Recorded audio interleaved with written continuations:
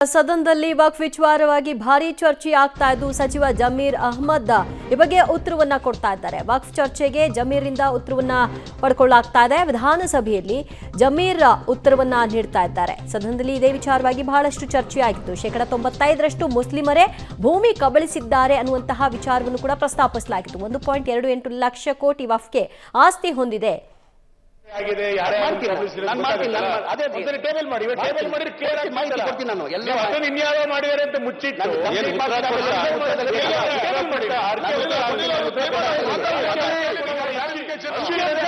ಹಿನ್ನೆಲೆಯಲ್ಲಿ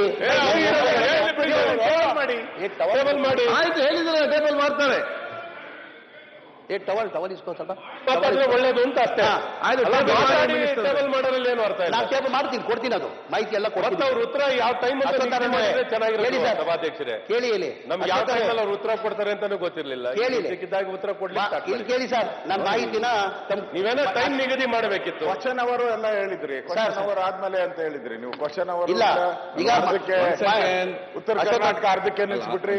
ಇಲ್ಲ ಯಾಕೆಂತ ಹೇಳಿದ್ರೆ ಅದು ಮುಖ್ಯಮಂತ್ರಿ ಅರ್ಜೆಂಟ್ ಹೋಗ್ಲಿಕ್ಕಿದ್ದ ಕಾರಣ, ಮುಖ್ಯಮಂತ್ರಿ ಮಿನಿಸ್ಟ್ರಿಗೆ ಹೋಗ್ಲಿಕ್ಕಿದ್ದ ಕಾರಣ. ಎಲ್ಲಿಗೆ ಹೋಗ್ತಾರೆ ಅವರು? ಎಲ್ಲೂ ಹೋಗಲ್ಲ. ನಿಮ್ಮದೇ ಅವ್ರೆಲ್ಲೂ ಹೋಗಲ್ಲ, ಜಮೆ ಇರ್ತಾರ. ಅವ್ರು ಎಲ್ಲ ಒಂದು ಮೀಟಿಂಗ್ ಇತ್ತು ನನ್ನ ನಾಳೆ ಉತ್ತರ ಕೊಡೋದು. ನಾಳೆ ನಿಂದು ನಾನು ರಿಕ್ವೆಸ್ಟ್ ನನ್ಗೋಸ್ಕರ ಹೇಳಿ ಸರ್. ಆ ಹಿನ್ನೆಲೆಯಲ್ಲಿ ಸರ್ಕಾರ ಆದೇಶ ತಾವು ಹೇಳ್ತೀರ, ನೋಟಿಸ್ ಆಕ್ಟ್ ಪ್ರಕಾರ ಕೊಟ್ಟಿದ್ದೀವಿ ಅಂತ. ತಮ್ಮ ಸರ್ಕಾರ 2010 ಹಿಡ್ಕೊಂಡು 2023ವರೆಗೂ 6 ಸರ್ಕಾರ ಆದೇಶನ ಹೊರಡಿಸಿದ್ದೀರಾ. 2010 ನಿಮಿಷ ಆದೇಶ ಕೊಡ್ತೀನಿ. ತಾವು ಒಂದು ಮಿಸ್ ಮಾಡಿದ್ರಿ. ಇವತ್ತೇನು ಅನಾಹುತಗಳು ನಮ್ಮ ರಾಜ್ಯದಲ್ಲಿ ಆಗತ್ತಾವು, ಅಲ್ಲ ಅದಕ್ಕೆ ಮೂಲ ಕಾರಣ ಅದನ್ನು ನೀವು ಮಿಸ್ ಮಾಡಿದ್ರಿ. 1957ರಲ್ಲಿ ಆದಂತ ಅಮೆಂಡ್ಮೆಂಟ್ ಬಗ್ಗೆ ಹೇಳಿದ್ರಿ. ರೆಹಮಾನ್ ಖಾನ್ ಅವರು ಮೈನಾರಿಟಿ ಮಿನಿಸ್ಟರ್ ಇದ್ದಾಗ UPA 2ದಲ್ಲಿ ಮನಮೋಹನ್ ಸಿಂಗ್ ಸೋನಿಯಾ ಗಾಂಧಿ ಆಡಳಿತದಲ್ಲಿ ಏನು ಕಾನೂನದಲ್ಲಿ, ವಕ್ಫ್ ಕಾನೂನದಲ್ಲಿ ಏನು ಬದಲಾವಣೆ ಆಯಿತು, ಆ ವಕ್ಫ್ ಕಾನೂನದಿಂದ ದೊಡ್ಡ ಅನಾಹುತಗಳು ಶುರುವಾದವು.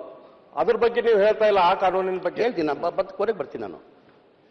ತಮ್ಮ ಹಿಂದಿನ ತಮ್ಮ ಸರ್ಕಾರ ಇರುವಾಗಲೇ 6 ನೋಟಿಸ್ಗಳು ಸರ್ಕಾರ ಆದೇಶ ಮಾಡಿದ್ದಾರೆ. 2000